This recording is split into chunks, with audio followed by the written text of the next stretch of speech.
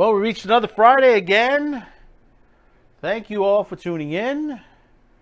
It's been a weird week as far as weather. Hot's cold, hot's cold, hot's cold. I don't know. My heater and my air conditioner are getting confused at this point in time. They don't know which one to turn on or which one to turn off in these days. Thank you for tuning in. Welcome to another great edition of Saturday Pre-Flight here on QTCast TV. If you're watching on YouTube, ODYSEE, and BitChute, welcome again. Thank you for tuning in. We do appreciate those of you who are watching, and also on our other social media platforms throughout the internet itself. So, what is in for this week? Well, we have the second part of the three-part episode, the 19 Evolutions of Television. This is part 2 this week, which will be discussing Action Pack. Action Pack, which is one of the longest incarnations of independent programming, shows like Hercules and Xena. We'll be discussing that tonight. Next, in our Off the Shelf, we'll be looking at a great J.R.R. Tolkien classic anime, which basically very expensive to get on Blu-ray right now, but still a classic that has mixed views on that. We'll be discussing that as well. We'll be also checking in with Svengoolie and seeing what movie he has for this week, and basically we are dipping into the 1980s with this one. Wow, we're doing a 1980s movie this week? Whew, boy, let me tell you something. That is a big change up, and it is a classic film that has been riffed on Mystery Science Theater 3000 as well. And then finally, we will check in with you, the viewers. We will see what your comments are this week, what you're thinking, what is in your thoughts. We will also be checking back on a comment that was made last week. We'll be refreshing that particular comment because there was some confusion on that. So we'll be doing that toward the end of the show. So now let's check in what's going on quickly on the Fast Five.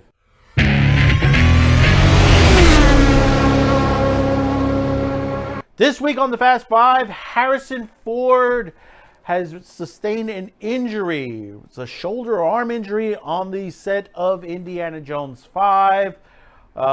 Who could have predicted this? Yeah, of course, everybody online has been predicting this. I mean, Harrison Ford is up there in age, and it was during a rehearsal of a fight scene for the movie itself.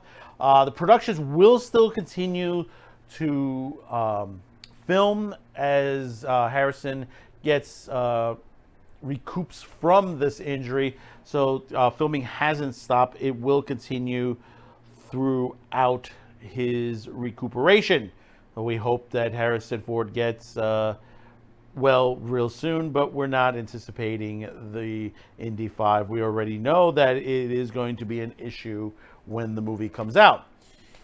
Next, coming off the internet, especially if you haven't caught our special on ODYSEE and BitChute exclusive about talking about Twitch with the AMSR Twitch thoughts and the hot tubs.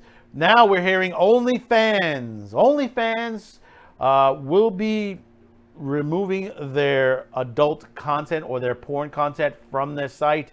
Honestly, I don't think that they're going to be doing this. They're making money off of this.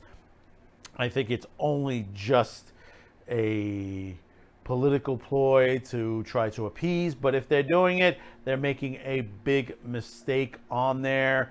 Probably this is why there is a push on Twitch with all these AMSR girls and the hot tubs on there as well. But then again, you know, you had this on several other sites where they removed all their adult content. And this has happened. This has happened in the past. You know, there's always been a push to remove adult content, and it comes down to whether it's a freedom of speech issue, and we've seen this in the courts before, especially back in the 90s, during the public access days in New York City. There were a lot of lawsuits back then that cable companies were trying to remove the adult content that was free off there. Meanwhile, they were profiting off of pay-per-view. Next. Yeah, just about everyone predicted this. This was going to happen, and we've said it many times before. Disney will be doing a live adaptation of Snow White, and basically they will be race swapping Snow White. She will be played by Rachel Ziegler. He's had issues on Twitter where it looked as racism and political activism on the Twitter site itself, as she's been giving her own 2 cents to the situation, which, you need to learn history before you comment on things online. And unfortunately, this is what you're seeing. This is what these kids are taught these days in school, to be political activists. The other half is people don't understand you should not change the roles. You shouldn't, if they're redhead, if they're white, you shouldn't change these roles. It takes away from the story. When you hear read the original Snow White story, it says white as snow. There's a reason for that. That is part of the tale itself. It's unbelievable what is going on. And the criticism will just continue as they're doing. I mean, we have a Little Mermaid movie with a race swap that is coming out very soon as well. We've already seen some of the ridiculous clips from the set itself, the photos from the set itself. Disney just continues to do this and not realizing what they're doing, or are they realizing what they're doing? This is just an insanity itself, and it's up to the investors to sit down and say, enough is enough. Some unusual news coming out of Spain. Antivirus mogul John McAfee has been found dead in his Spain jail while he was awaiting extradition to the U.S. for tax evasion. I mean, this story dates back a while. And it's, John McAfee, if you not know who he is an anti-spyware, antivirus mogul that if you've had your computer a long time, you've had McAfee in your system.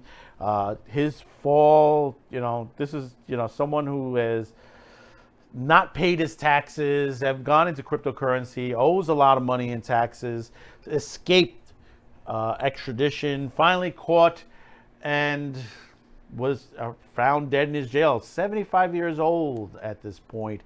And, he's talked a lot on there. He was working on a documentary about his life.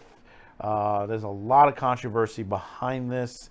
And if they come out later on and says, well, no, we mistaken, he's still alive, I would not be shocked in the nature of this situation, because this whole story in itself is generally an hour or two in itself, or a long documentary.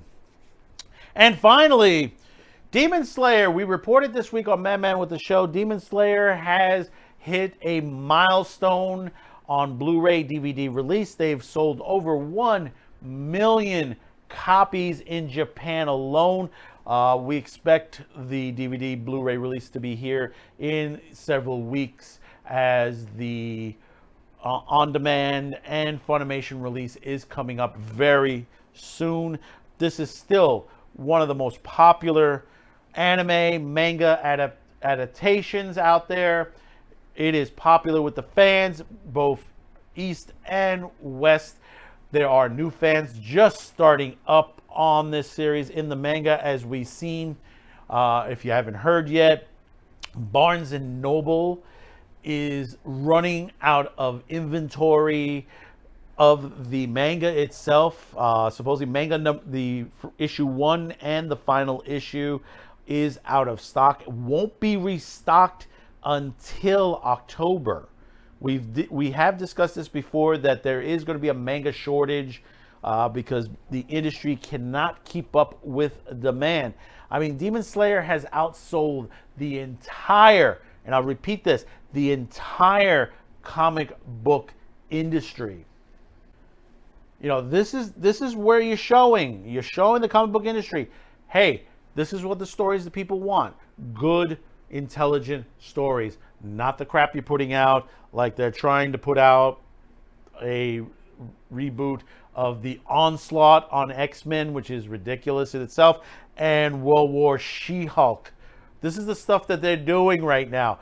This is the thought processes in the comic book industry itself. This is why Ethan Van Sciver, Sweetcast, Alternate Comics are beating the shit out of them. These DC and Marvel are selling comics at $4 or $5 a pop and splitting the issues on there. Meanwhile, companies like Alternate Comics are selling stuff for under $3. Goes to show you where the industry has their thought processes and is literally up their other end. So that's the Fast Five for this week.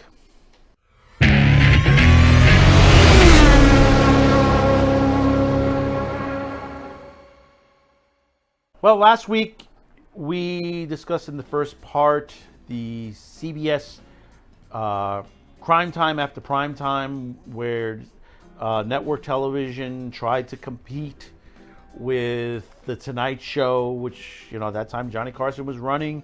Johnny was on his way out and Jay Leno was coming in. Or was it going to be David Letterman? You know, we discussed this last week. There is a movie called The Late Shift that shows the behind the scenes of what was going on. But in the meanwhile, CBS played around with late night television by creating stuff like Forever Night and Silk Stockings, which did pretty well. Some of them did well, some did awfully. Some of them moved on to other networks like the USA Network. This week we'll be discussing another incarnation that ran on the independent stations. Basically, now these days you have it as the CW, or, you know, depending on where you are in New York City, it was WWOR Channel 9 and WPIX here in New York.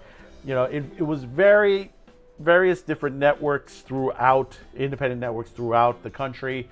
Most of them, like I said, most of them these days, now you're finding them as the CW and other names as well. This was an incorporation. Originally, this was attempted in the late 80s, but it was abandoned in 1990, and it was done by the Universal Television Network Enterprises and Studio USA Television, which originally was MCATV at the time / Universal. They tried to do this before, and they had teamed up with Paramount. Didn't work out well. Later, in a couple of years later, toward the mid-90s, around 94, they teamed up with another company called Renaissance Pictures. And they distributed a couple things that Renaissance had worked on. You're familiar with the Hercules and Xena TV series. But MCATV and Universal decided to launch this new incarnation, which was called Action Pack. They wanted to go from a different direction. And what Action Pack was a 2-hour block of programming that were sort of mini movies, that every week it was something different. Every week there would be a new either 1 or 2 movies thrown together in there, and from there MCA would decide whether to go forward with a actual TV series for this programming. And this company ran for a bit. I mean, it ended up dying out about in the early 2000s, and it was held by different companies. I mean, you had MCA, Universal. Then, believe it or not, it was sold over to Seagram's. Wonder if that's before or after the daughter became part of that cult. And then the French group Vendée SE, which is a conglomerate, which now is the owner of Universal Music Group, itself, and also Daily Motion, if you're not familiar with the company itself. It's a large company. But in the first incarnation of it, they call it a wheel series. And like I said, these were all pilots. And what they wanted was, they wanted a couple of films created from a couple of franchises, and they decided to go with this. Now, some of the things that they worked on, you're familiar with the Hercules TV series with Kevin Sorbo. The original were 5 films that they did for Action Pack, which was Hercules and the Amazon Women, Hercules in the Lost Kingdom, Hercules in the Circle of Fire, Hercules in the Underworld, and Hercules in the Maze of Minotaur. And after that, you know, that basically it was picked up. Some of the other things, and you know, you jumped into the Xena series as well. There was also a series which ran for a bit, but then the USA Network ended up picking up as a regular series, was the Tech War.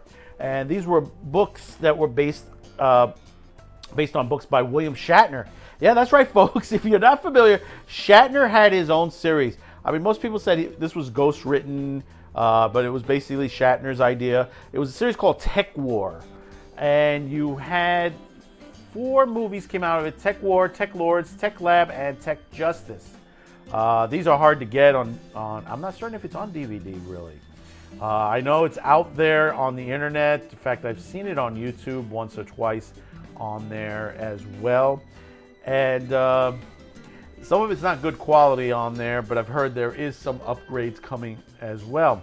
Now, the thing about it is, when you look at the first, with Tech War, on that block as well, and Hercules, some of the stations throughout the country, when they started playing these movies, had a ratings increase of over 350%. In the case of KOFY in San Francisco, I mean, we saw some good ratings coming out of it.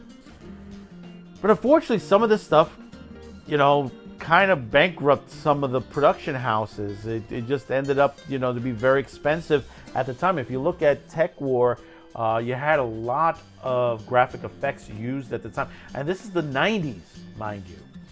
You know, graphic special effects were just getting well into play. You're starting to see a lot of Hollywood production houses were just starting to use graphics, you know, instead of what they used to use in the past.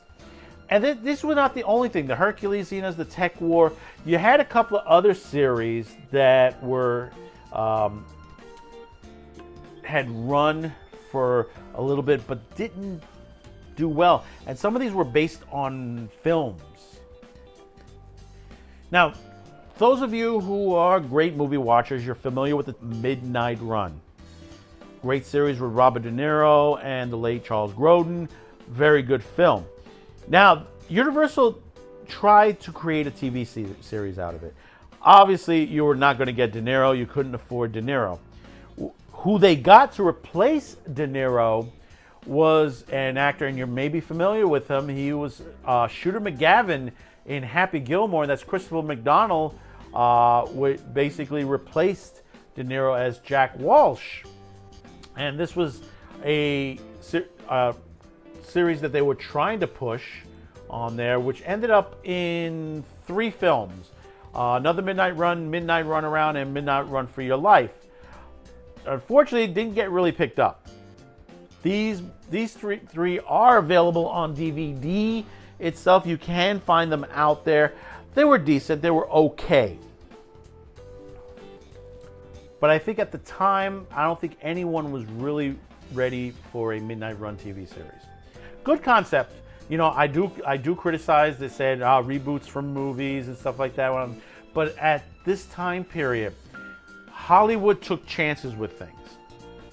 And the woke agenda, the political agenda wasn't there. And you were able to take on subject matters which, you know, you were able to work in and try to do your best. This is why Hercules was successful, and Xena. This is why Tech War was successful for a short period of time. They ended up going from Action Pack to the USA Network. You know, Action Pack didn't pick it up as a series, but USA Network did. They saw what the series could be. Now, another movie franchise they tried to make into a series, which they did a couple of films on there.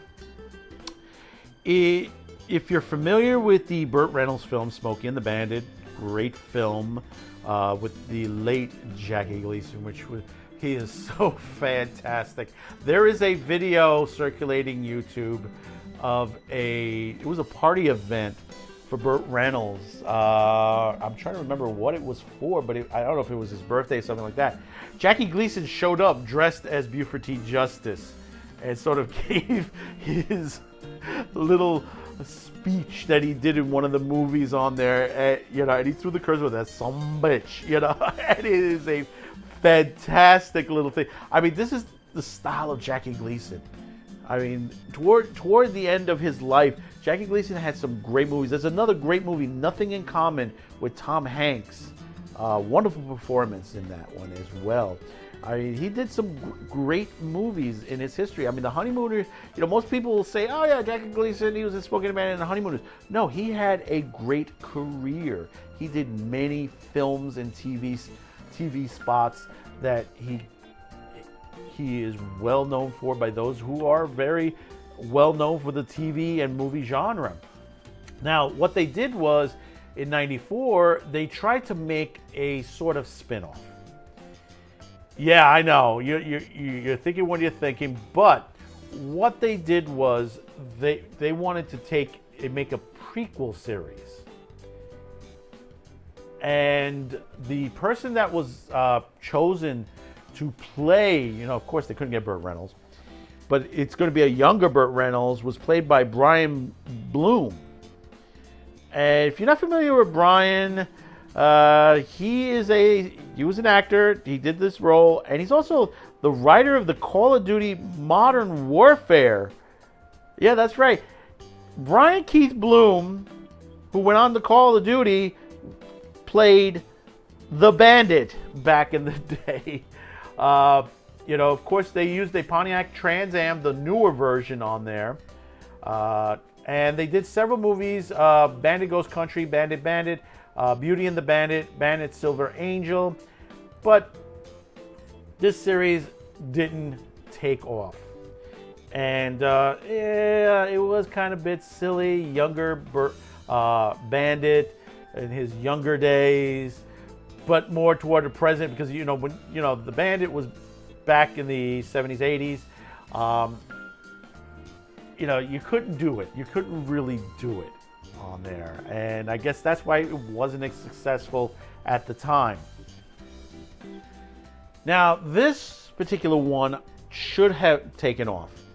Maybe it was a little too early for something of this nature. When people says we need more movies and TV series with diversity in it, they didn't realize that there was a lot of series that were attempted to be done, and it just didn't pick up. You have to remember, you can't force media onto people. If the storyline is not good, if they're throwing all this political agendas and stuff like that at people, and they don't want that, don't do it. Don't do it. But, you had many TV series, many movies that were out there that were very well done, had great concepts. This was one of them. This one, I'm surprised this didn't go forward. And it was a great series. It was called Vanishing Son. And it starred Russell Wong, who was in various other movies, New Jack City, Joy Luck Club, The Prophecy, Romeo Must Die, Inside Out, various films. He has a large filmography on there for many years. TV series such as The Equalizer, 21 Jump Street, CSI. But the main synopsis of the series was that He played a Chinese musician who was living in the People's Republic of China. And this was about the time of Tiananmen Square. If you're familiar with the 1990 Tiananmen Square protests. And what happened was he was involved in a protest, and basically there was a massacre that happens, which him and his brother escaped from. And they escaped to the United States. Russell Wong, he had some martial arts skills, and he reaches the United States to chase the American dream. He starts out in Los Angeles, gets some jobs, falls in love. Each of the movies themselves, where he moves around. The second film, he ends up in Louisiana, meets a population of Vietnamese fishermen dealing with the Ku Klux Klan at the time. And this was all the movies. And they basically, this spanned 4 movies. There was an attempt to make a 13 series arc, which, from what I understand, is available on Tubi. Which you can see the 13 episodes on Tubi. It was syndicated, but it didn't get the syndication it should have gotten.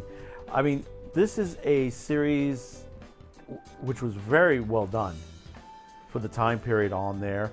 Low budget, but the premise is well due to watch. I mean, I recommend go over to Tubi and watch it. I mean, it's free. It's, Tubi TV is free, so you don't have to pay for it on there. But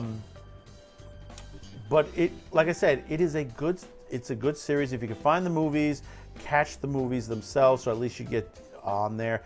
They span from the series went into 95. The movies were in 1994, all 4. And you don't get too many series like this. And how can I put this? You have a person that is a musician, and he's also has a bit of a martial arts. He's trying to survive in a country he's not well known, that he doesn't know very well, and he's dealing with racism. He's dealing with hardship and stuff like that. And the things he has to go through, I mean, this is something that, most people think that, you come to this country, immediately you're going to be like, I get money, this and that. This is this thing that, you have to work for what you want to get to. If you want to make it in this country, you got to work. You have to work for it. And this is what Vanishing Son, I guess it was too early for something of this nature, but do catch it. I mean, it is a very good series. Now, another series that didn't even make it off the ground, it was shot. This was something by John Landis. It was a series called Fastlane.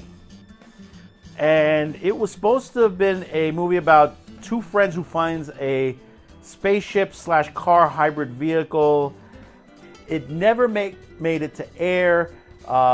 Basically, it was designed to fit over, the shell was made to fit over a Pontiac Fiero.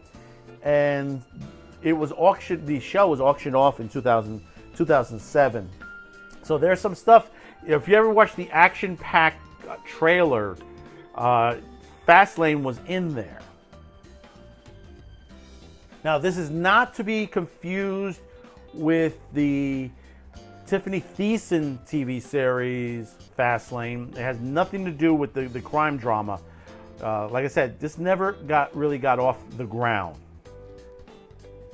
I don't even know if there's any footage that still exists of the series other than the trailer on Action Pack.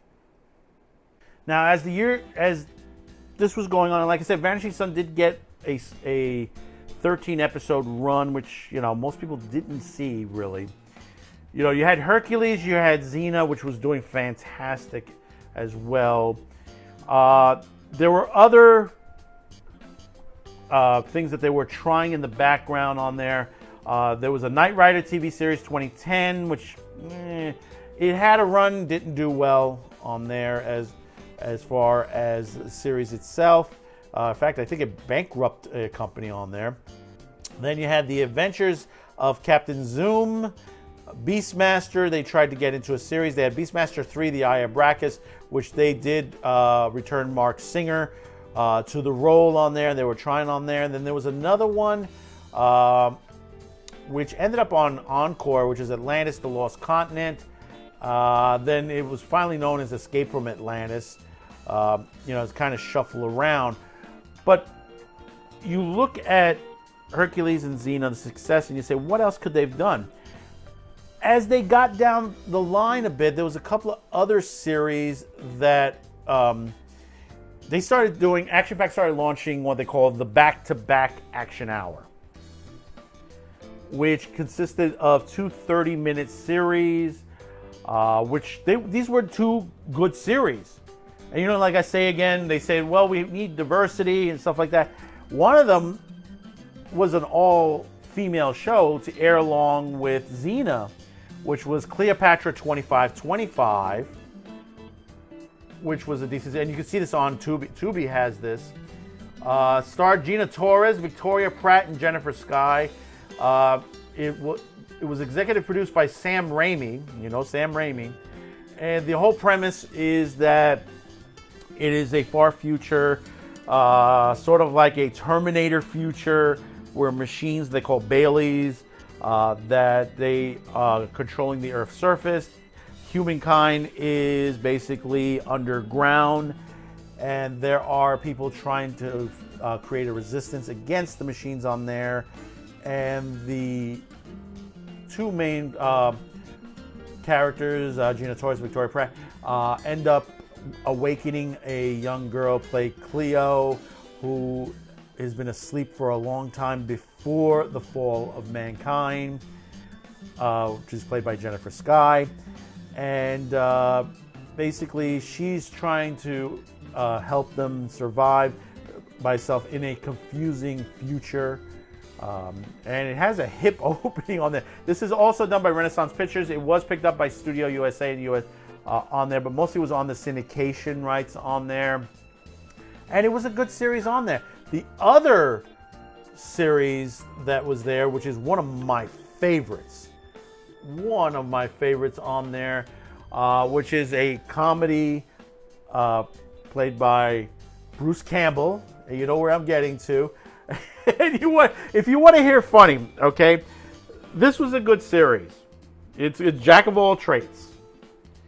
Had a great premise. Bruce Campbell, Angela Dulcin, Stuart Devine, Stephen Papps. Vernon Troy was in this, Mini-Me, playing as Napoleon Bonaparte, which he guest starred on 4 episodes. Now, Sam Raimi and Bruce Campbell was main producers on there. Believe it or not, Kurtzman, Orchie, and Tapert were also on this production. Kurtzman, oh my God. Kurtzman was on the series, and then he goes on to destroy several other franchises down the line. It is kind of funny. You can see where some of these people started from in their careers. But, when you see a series like Jack of All Trades, I'm not certain where you can see it now at the moment. It is on I know it's on DVD. And, Bruce Campbell has made some great series. Jack of All Trades is one of them. And then Briscoe County Jr. was another great series is Briscoe County. IMDb TV has that, I believe, still. You can watch that for free with commercial interruption. But if you're not familiar with the Jack of All Trades, it's basically Bruce Campbell is sent to this island, basically with the French. This is after the Revolution, and they're dealing with the French and Napoleon Bonaparte. And he ends up to be a spy there with a British spy, played by Angela Dulcin. It's a team up between the British and the Americans. And it was a good comedy series on there. And it has a great opening, which is basically the lyrics of the Marines hymn and Yankee Doodle smacked together. And it is 2-season run of this series. It was a lot of fun. I'll tell you, it was a lot of fun watching this. And if you get a chance, if you find it on DVD, or if you can find it online somewhere, watch it. It's fun. In fact, anything good or bad with Bruce Campbell in it is worth watching, plain and simple, on there. But this is what Action Pack was. Action Pack, after they ended up closing up shop, I mean, some of the stations that carried them, like I said, PIX in New York carried it, KTLA, KLRT in Little Rock, Coffee in San Francisco, WDZL in Miami. At the time, that's when I was in Miami at that time period. I watched it there.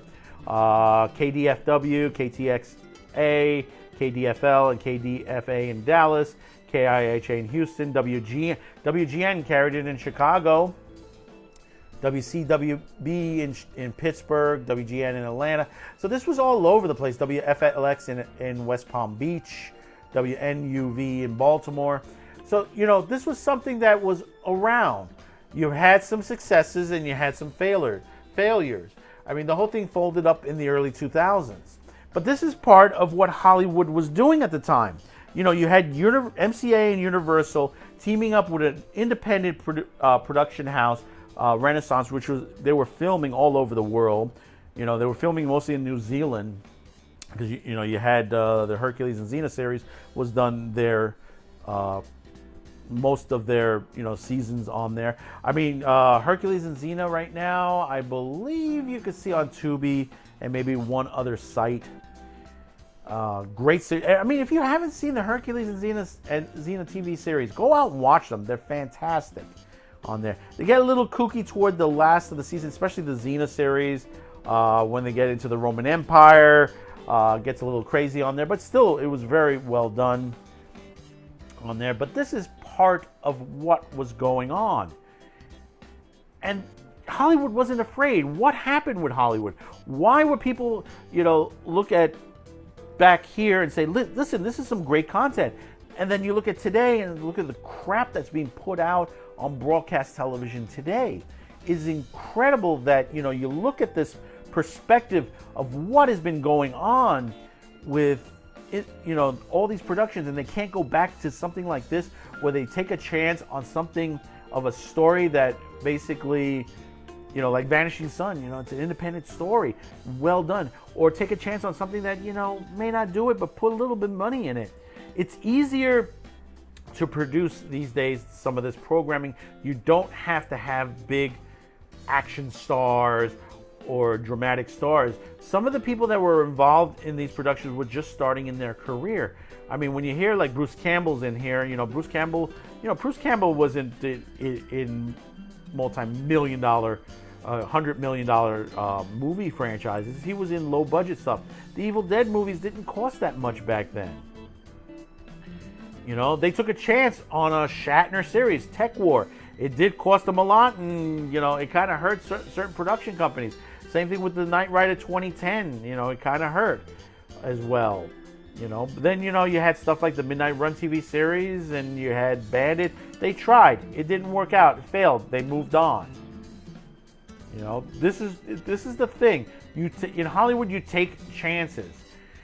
If you could produce it right, if you can get the right scripting, the right acting on it, edit it right, get it right, and syndicate it right, you'll end up with good series. This is the stuff I enjoyed. This is the stuff that, I tell people, go back and watch this. You'll love this TV series. In 2 weeks, we'll be concluding our little history tour of independent television. Basically, we will be looking at the last part of this, the last part of the puzzle, which basically an attempt was tried to create a network. You had CBS, they had their prime time, these were independent shows.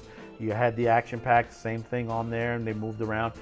But the last piece of the puzzle was a network that attempted to try to create the programming and to build a network similar to compete with Fox at this time period.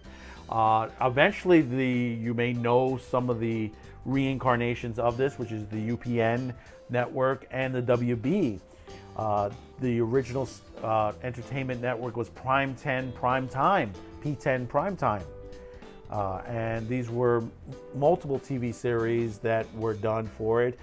Kung Fu The Legend Continues, a sequel to the original Kung Fu TV series, Time Tracks, and of course, one of the great science fiction TV series by J. Michael Straczynski, Babylon 5, which a lot of people are talking about these days again. A great TV series. Didn't end up finalizing on this network, which was moved to TNT, but we'll discuss that in 2 weeks. That's right, we will not be airing the last part of this next week. We will be taking the weekend off. It's 4th of July weekend. We will be off on that, but do return the week after for the final chapter of this great extravaganza of what, when Hollywood took chances. Hollywood took a lot of chances back in the day. Why don't they do it today? We can give a whole listing, and we'll discuss that on the next Saturday pre-flight here on various social media platforms, ODYSEE, BitChute, and YouTube, 10 p.m. Eastern. That's right, Eastern. So you know if you're on the other side of the world or on the West Coast time, you know what time we air. Generally, we air after, if you're fans of the Friday Night Tights, most of the time we're coming on when they're going off. So do tune in. Once again, 10 p.m. Yeah, and they're screaming in the background. 10 p.m. Eastern on your local social media platforms. So let's look on my video shelf and what's on this week.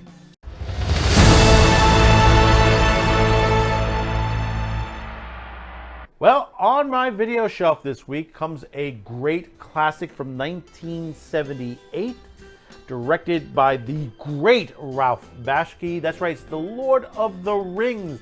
No, not the live action, but the animated Lord of the Rings. If you haven't seen this, this is a great film. A lot of people criticize this film for a lot of reasons. Of the way it was animated, the way it was done as far as the storylines and stuff like that. But most people don't understand the main issues that went on with the Lord of the Rings itself, the animated movie. If you're familiar with Ralph Bakshi, he's a great animator. He's done many of the great animated films throughout history.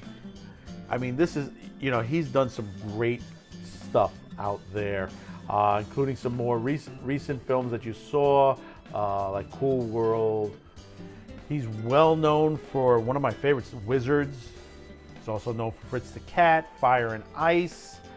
I mean, he has a long stretch of animated films. I mean, some of the stuff is just art. And I keep saying this. The main problem with the industry today, whether it's Hollywood movies, live action movies, or animated, is they treat it as a political agenda. They don't treat it as artwork. Filmmaking is an art. Animation is an art. It has to be treated like this again. Because basically, you're not going to get a good animated series. You're not going to get a good film if you don't put that up again. I mean, hopefully the next line of directors that are coming up from the independent lines maybe will bring back that artistic look to it. I mean, we're getting Uzumaki in another year or so, and that looks beautiful. If you haven't seen the trailer for that, that is a beautiful anime that's going to be coming out soon, and from what I've seen on there. Now, one of the things people talk about is that the way the movie ended. And basically, the way it flowed, it got to toward the beginning of the Two Towers. Now, originally, the main distributor, United Artists at the time, there, they originally was going to do a trilogy. It was initially a trilogy was planned.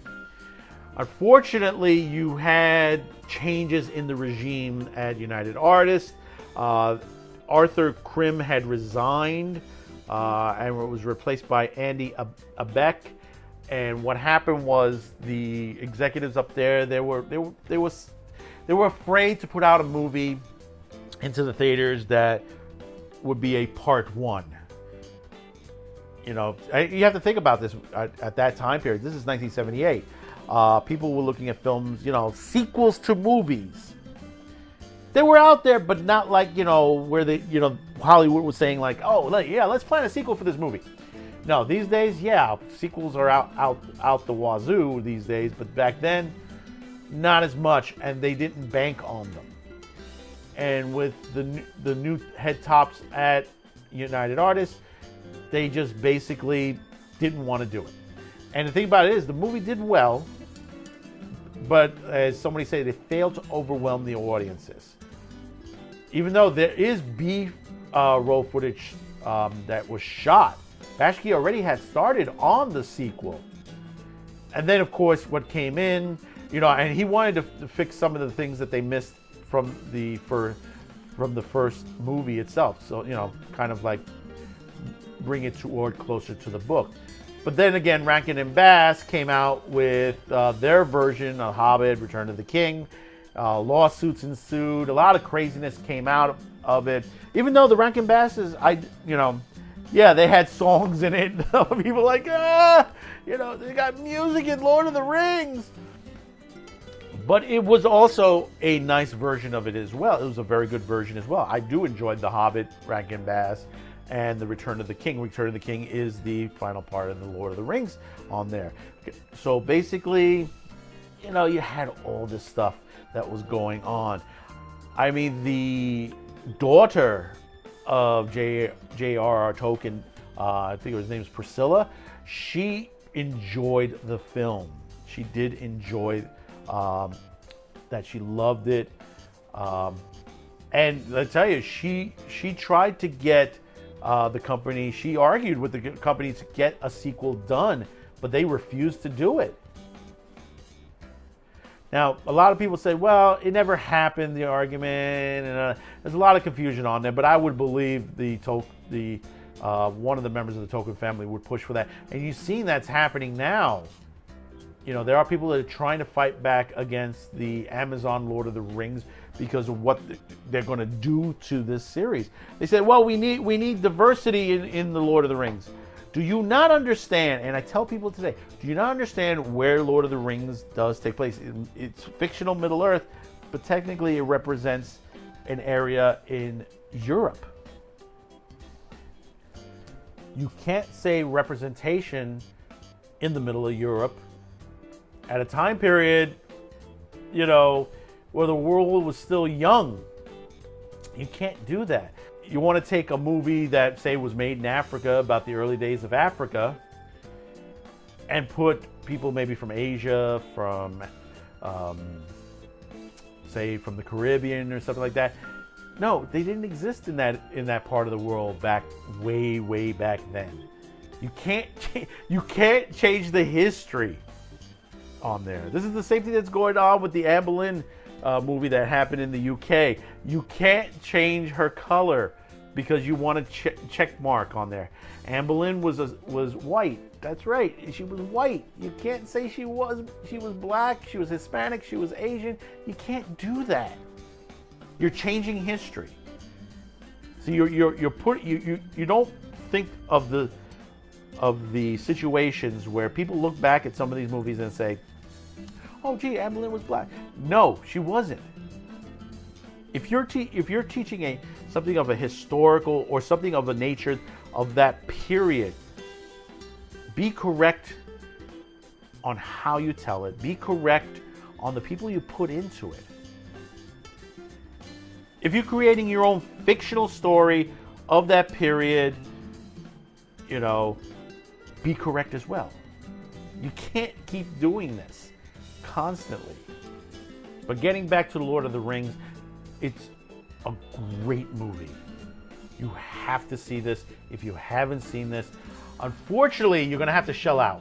The Blu-ray edition of it, the deluxe edition, remastered, lowest price I've seen is about $100. The DVD version of it is available for about $15.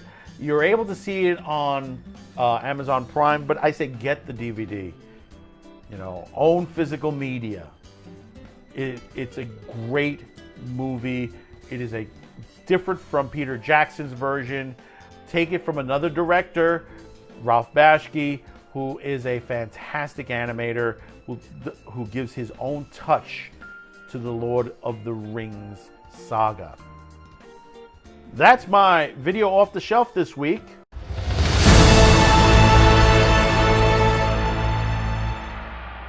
Well, we've reached the most important part of the show, the comments and mentions section of this show, where we hear from you, the viewer, what you think of it. Yes, that's right. It is important to hear what's on your mind this week. Now, this week we don't have too much, and we're going to be discussing a comment from last week. We need to sort of detail down a little further on there. I think there was a lot of confusion on that on all ends. First, I want to start out with classic JRPG. You confuse mistake with agenda. That's what the CW to continues to support failing TV shows. Classic. Here's where it comes down to. Yes, there is agendas going on in here. And this is a lot of the people that are writing these shows on the CW. It is. Can it be a mistake as well from the high ups? Yes. It depends on who is making these decisions. They could be mistaken as far as stupidity, and we're talking stupidity mistake, that they're hiring all these people, but also some of these people could have an agenda, so it could fall in either direction. Mostly it will bounce towards something of an agenda on this, because let me tell you something. CW supporting all these shows that are low. I mean, we're talking the rating. If this was 25 years ago, all these shows would have been canceled as soon as they fell below 700,000. Guaranteed. Networks don't want low viewership on their shows. Whether they're good, they're bad. You've seen shows like Firefly, Terminator, the series, shows that basically had good content and they were canceled young in their seasons. I mean, this happens all the time.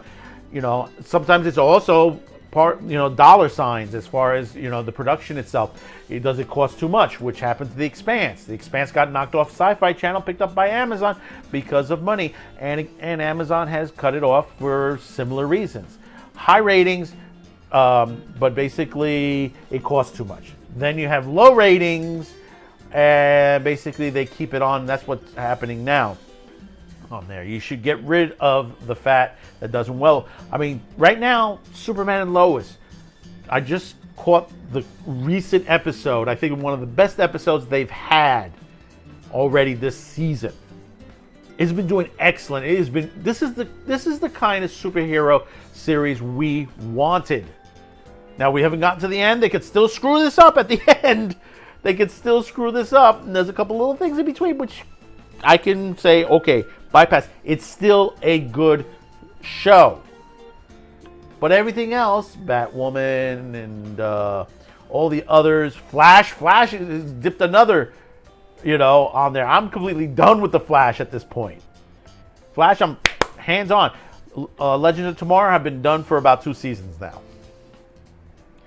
They just basically don't know what they're doing. Meanwhile, they had Swamp Thing, and there was a popularity with Swamp Thing, and they just literally did not go forward with it.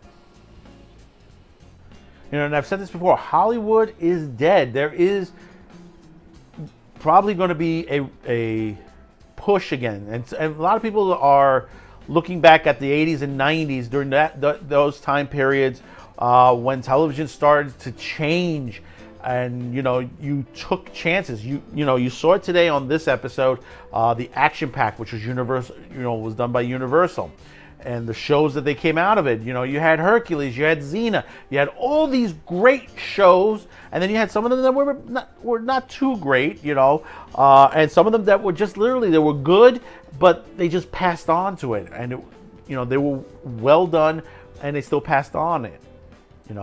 But still, there were a lot of changes through the years. Action Pack had a lot of great programming, a lot. We don't have that today. All we have is basically political activism that's going on constantly. We don't want that. You see what's going on with Snow White right now. That is basically an agenda. And you say, well, come on, you can have it. No. Understand. Read the original Snow White. You can't have a different color Snow White other than white, because that is the premise of the story itself. White as snow, part of the story. And it's the same thing with a lot of the other shows. Like they said, well, we have to have minority Gandalf. No, you don't. Because basically, where does Lord of the Rings takes place? Technically, it takes place in Europe. There were no minorities there. The only minorities were the hobbits and the dwarfs, and some of the others that are on there. But people try to look for representation in places where they don't need to be represented. Would you do a story about Africa and change everybody to Asian or Hispanic? Would you do that? No, you wouldn't. You wouldn't at all. This is the thought processes that people have in their minds in the business. And they're not going to get past it. The only way to get past it is that they have to all get fired. There are some animated series that are coming out that's on HBO Max, that's coming soon, that the creators have nothing to do with. I'm telling you right now, from my insiders, there are certain things that are coming out that have nothing to do with the original creation. They just took the particular character, threw them into another series. That's coming. And then there are series that basically have been renewed and the creators have no input at all. The scripts have been written by somebody else and they have no input at all in the process of creating the particular show or movie. This is what is happening. If you're in the business and you're hired to do something and you've never dealt with it before, wouldn't you take the time out to do the research and find out what the particular topic or character is about? Wouldn't you sit there and read? No, they rush through these things through. Take your time, look up what it's about, and you'll understand why the fans get upset. Thank you again for Classic JRPG. Aya J, who's now become a current viewer, thank you for watching. Nintendo, good games, but why Nintendo? Why do this? Jay, let me explain. Nintendo is confusing themselves with copyright, number one. Number two, they don't want any bad press. That's the other thing. Because they know you can make it or break it on YouTube and any of the other social media platforms. But see, the thing about it is there's no such thing as bad press. And that's what these companies don't understand. You rather be talked about it in the press than not.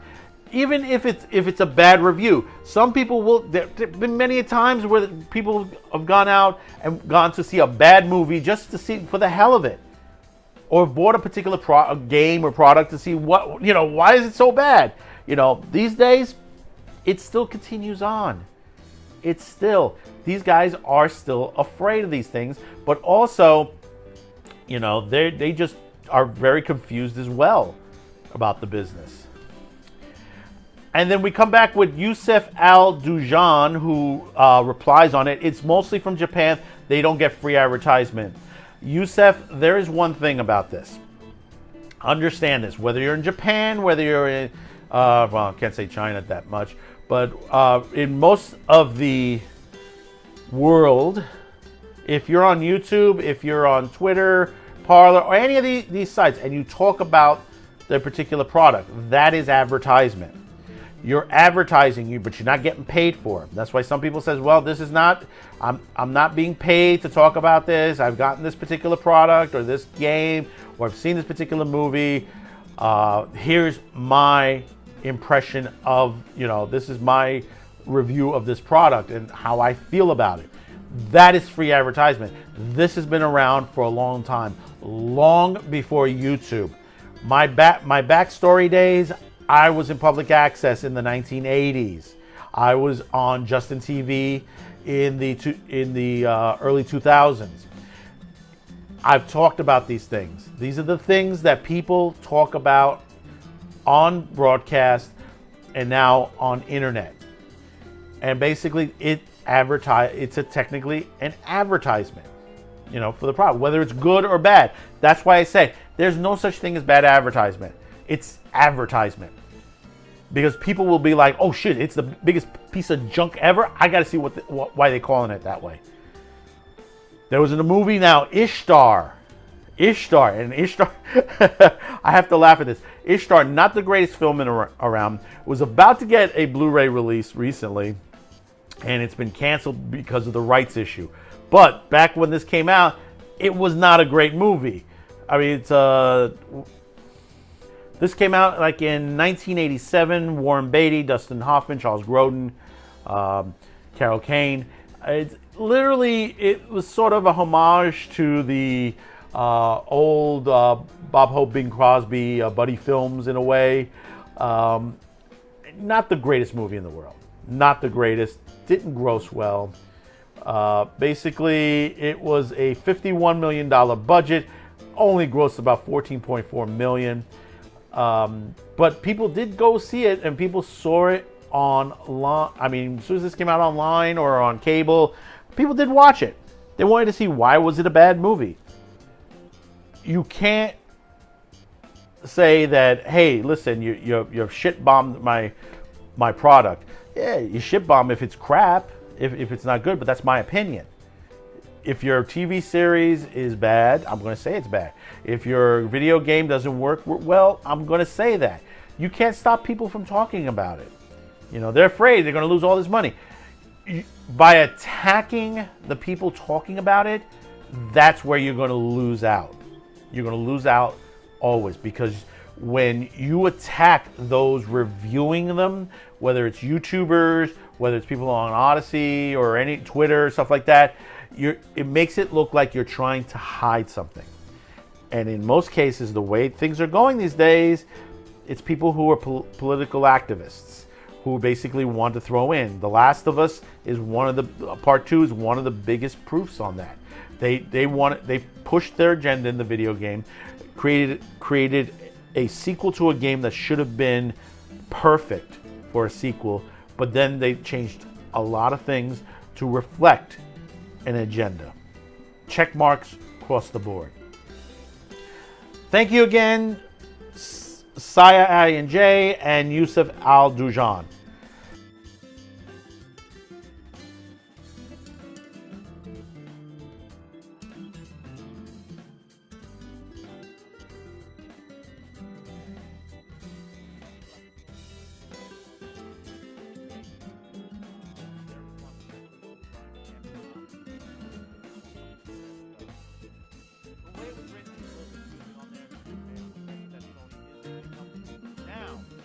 What I think is that Sony is just a small fish when it comes to anime.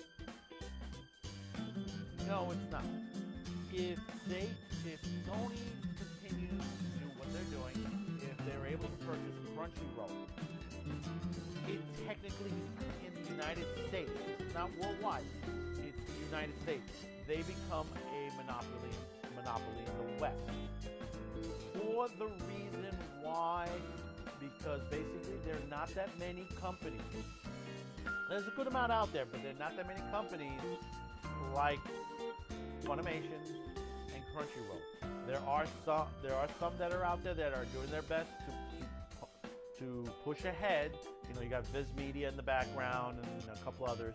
But when it comes down to, if you look at where are most of the anime right now, you could say it's between Crunchyroll and Funimation.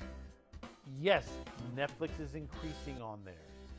Yes, Hulu is increasing on theirs. Yes, Amazon Prime is increasing on there. But when you compare the companies, Sony is not a small fish. If they combined everything together, they become a monopoly because they'll own the largest chunk. In other words, most of the stuff that they're going to get from overseas is going to come directly to them. They are already starting to make some changes overseas in the UK and some other places. They are starting to reopen certain divisions in the overseas section, so they're able to increase their monopoly across the European continent as well. And you know, it's going to be harder for them in South America, but they're trying to gain control over in the UK as well. So you have to be careful when you look at the perspective that should Sony be investigated for this? Absolutely. Absolutely 100%. And they are. They are being investigated right now. Because when you have two major companies and they're forming together, it becomes a problem. This is the same thing. This goes all the way back to Ma Bell. Most of my younger viewers don't know Ma Bell.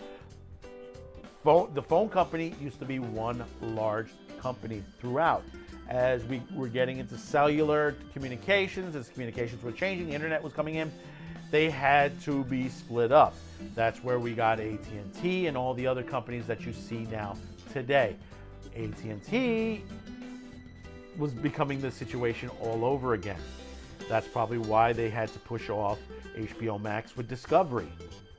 It was going to get to the point, as far as a media company, AT&T was getting a little bit too big for its bridges. Same thing Sony. Sony is getting big for its bridges as well. If you notice Netflix has their own studios, but they're also contracting people from the outside to make the product. Hulu falls a little bit in between, and we have to be Hulu. You have to be careful as well because this is Disney. They're still, because the percentage of Hulu is still owned by somebody else. The largest investor in Hulu is Disney right now. There's still a small percentage that's owned by somebody else, and that's the reason why it hasn't been called a monopoly as of yet between Disney and Hulu. Amazon is almost there. They're getting there. And they have to be careful, because you have to remember, on Amazon right now, if you wanted HBO, if you wanted Shudder, if you wanted IMDb, it's all available on their site. Same thing with Hulu. Same exact thing with Hulu. When you put everything together, and you know, most people like to have everything all in one place, that becomes sort of becoming a monopoly. Think of it, you know, with Amazon Prime, that it's just one cable service for the entire US of A. That's wrong. You have to have competition. You have to have competition. That's why you have a Netflix, you have a Hulu, you have Tubi TV, you have all these little firms and big firms. You can't allow the big firms to swallow up every little firm. Why do you think Sony did not stay with Crackle and sell it off? They saw the bigger money was bringing the content in and selling it out. And that's what's going to happen here. They're going to bring in the content over at Funimation, and if they get Crunchyroll, air it on those sites, and then sell it out to everybody else. So they'll make money all the way around. So sometimes you got to smack some of these companies and say, listen, you can't do this. That's why we have laws in this company. That's why we have the FTC, which that's another story in itself. The FTC needs to be reorganized because there are some people in there that has their hand in two cookie jars right now at the moment. So thank you again, last name. And thank you to all those. It was a short one this week. Like I said, the summertime is a quiet period for a lot of these streaming shows. We do get, some days we get a lot of comments and some days we don't. And this is where it becomes very quiet. And sometimes people will watch the content later on. And then suddenly toward the end of the summer, we get a ton of comments as we get into the fall. So thank you again, everybody. Please continue to watch. Please continue to comment and let me know how you feel about all these videos, whether it's Saturday Pre-Flight, Man with the Show, or any other content that we show here on Q2Cast on all of our social media platforms. And several things before we leave. Well, first thing before we leave, what is on Svengoolie this Saturday? He's dipping into the 80s. This is a shocker for you. So Svengoolie, what is the movie of the week? This week on Svengoolie... What about the mummy? Yeah, what about it? You don't think it's walking around on its own, do you? You bet it is. It's Time Walker on the next Svengoolie. Saturday night on METV. That's right, folks. The 1982 science fiction horror Time Walker. Yeah, the 80s. Wow. I know we've had some color classic horrors, but wow, we are dipping into there. I don't know if he's ever shown this before. It stars Nina Axelrod, James Karen, Ben Murphy, Sherry Belafonte, Kevin Brophy, and Austin Stroker. This is directed by Tom Kennedy. This is his only known film. He passed away, I think, back in 2011. Story by Tom Friedman and Jason Williams. Main basis, as you can see, we got mummies. Mummies gliding in the air. Not walking, but gliding. Oh, wow. This one... And the thing is, this one was also shown on Mystery Science Theater 3000.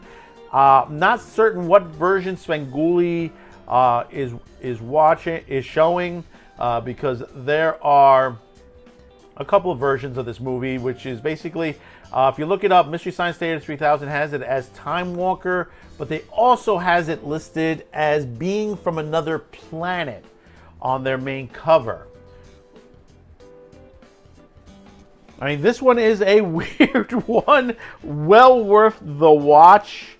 Whether it's the Svengoolie version, which I recommend the Svengoolie, of course, or the Mystery Science Theater 3000, because it depends on what version they're, like I said, what version is Svengoolie showing. We'll probably know in the first 5 minutes of the broadcast itself. Like I said, it's worth a watch. I mean, are we getting more 1980 movies on Svengoolie? It would be nice, because there's a whole slew of B films that he could show. I mean, I could give him a whole list of them. But there's also a bunch of the old classics in the 50s and 60s also that should be shown as well, you know, that he hasn't got to. You know, one thing is, it's the rights issue. It's, you know, buying the rights to these movies, it's hard to get. Hopefully you get some of the stuff that's on public domain, because they basically work, you know, if it wasn't for Disney, there would be more movies on public domain on there as well. But hey, Saturday night, 8 p.m. Eastern on your local METV channel. If you don't have METV, do check with METV.com to find out where on your cable service or on an aerial antenna how you can pick up METV. That's right, METV is on free television as well. You can't pick it up with an antenna. If you're not picking it up with an antenna, find out where it is, where the particular channel is broadcasting from. It might be on a different frequency and you have to reset. If not, check with on YouTube Antenna Man. He can make suggestions on what you can do, because there has been a massive frequency change that has been going on. The FCC has been selling off some of the UHF frequency codes to some of the cellular and cable companies, and also a lot of these others broadcast centers are merging together and some of them are moving to a low frequency. We're talking very, very low frequency. We're talking going back to the 1950s frequencies as well. So that is the Svengoolie of the week. A lot going on. Just as a programming note, we will not be airing the Saturday pre-flight next week, as it is the beginning of a holiday weekend, 4th of July on there. We're going to take some time to get a little rest, to enjoy with our families as well, and also begin to our march toward the fall as well, because the fall is around the corner. There's a lot of programming we're working on. If you're my viewers on ODYSEE and BitChute, you'll see that you have certain exclusive content now. You're going to be getting exclusive content on your channel from our Madman with the Show. By now, one of them should have been uploaded by now.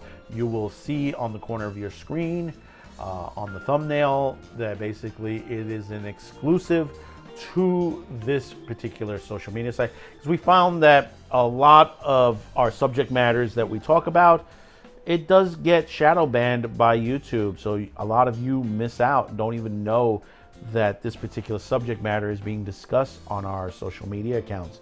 So we've gone to other social media sites to promote this programming, to hopefully bring you in that this programming does exist here on Q2Cast TV, and we're making a lot of changes to the channel itself. That basically coming soon. There's a lot of stuff, rebranding and stuff that we're working on. It's a lot that's going on. So next Friday we will not be airing Saturday pre-flight. During the week of 4th of July, which is like Sunday to Monday, Man with the Show will not air on Tuesday as well. We'll be returning back on Wednesday. That's the week after this week. We will have Man with the Show next week on Tuesday, Wednesday, Thursday, but like again, no Friday pre-flight. But we will return on the following Friday. Man with the Show will be on next week, but the week after it will be only Wednesday and Thursday. So thank you for tuning in. Hope you have a good weekend. And for those of you who are Saturday pre-flight watchers, have yourself a good holiday weekend. Enjoy yourself. Get out. Get some sun. Get some vitamin D in you. We can get out now. We can go to the beach and stuff like that. The world is opening up again. Get out there. Rub the cobwebs from the eyes and the little mush from the eyes, and get out there. See the sights once again. Get out, hang out with people, take in a movie. And if not, take in a movie at home. I always say, catch something that you've never seen before.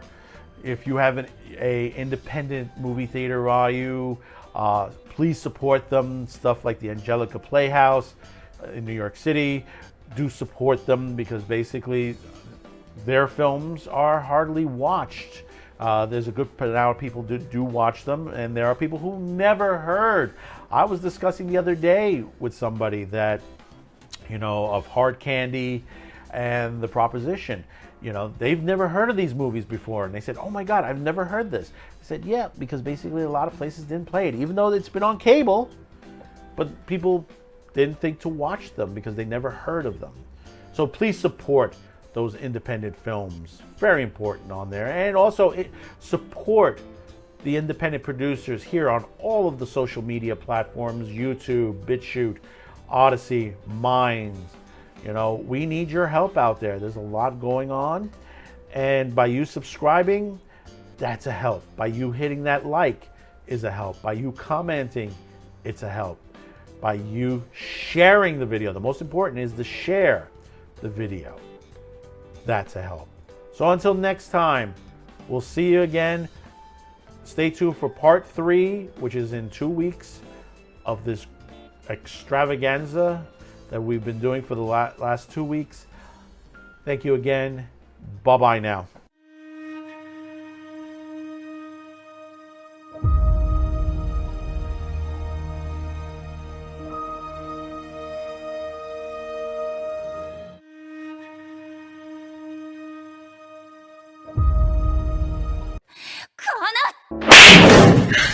你别笑。最后赚